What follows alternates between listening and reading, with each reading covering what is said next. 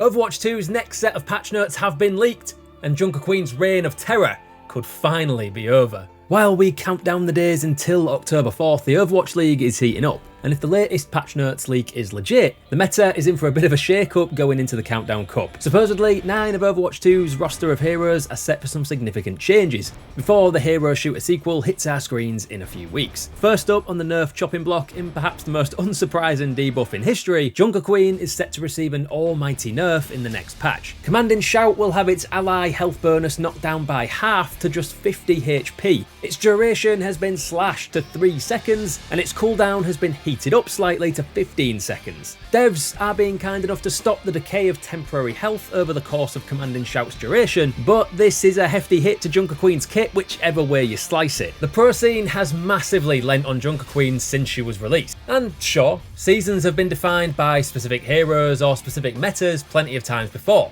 but her frankly disgusting win rate meant that sadly the devs saw fit to dethrone the Queen of the Tanks. She'll still be powerful, but hopefully we'll see a little more variety in that tank slot once Countdown Cup rolls around. Especially because mercifully, the devs have seen fit to actually buff a couple of Junker Queen's rivals in the row. D.Va's micro-missile cooldown has been knocked by 1 second, hopefully helping her dole out a little more punishment from now on, and impact damage from her boosters has had a huge upswing from just 10 to supposedly dealing 25 damage on smacking an enemy in the chops with a charge tackle. Her core mech ultimate cost has been reduced by 12% as well, so it'll hopefully be a little less difficult to keep D.Va in a prolonged fight once the patch hits. Orisa is set to receive a welcome buff to her defences as well. Her health will effectively go up by 50, her base by 25, and her armour by the same amount. Add to that a significant drop in her energy javelin cooldown, down from 8 to 6 seconds, and the offensive tank can keep themselves in the fight for longer, and hopefully provide a little more stun support for DPS teammates to sweep up.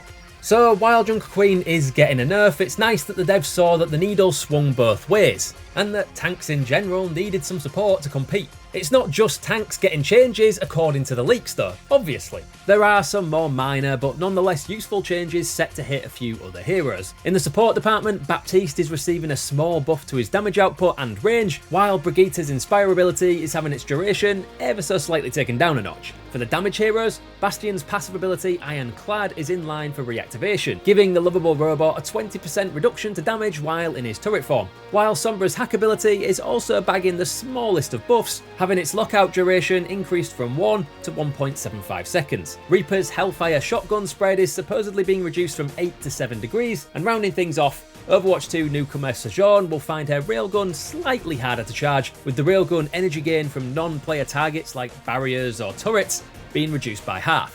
Now, obviously, it's important to keep in mind that these are just leaks for now, so head into the kitchen, grab a hefty pinch of salt and keep that in your pocket until we see the changes hit the game for real. But for the most part, it's hard to argue that any of these changes weren't necessary. I might have advocated for a tank row wide buff to help her fellow bullet sponges keep up with Junker Queen, but let's face it, a hefty nerf was always incoming considering just how dominant she's been in pretty much every Overwatch League match since she stomped onto the scene. And it's nice to see other tanks getting some love alongside Junker Queen's inevitable debuff. So what do you make of the changes? Are they significant enough to see a big swing in the meta as the players count down the days until Countdown Cup? Or will Junker Queen continue to rule the Overwatch League roost?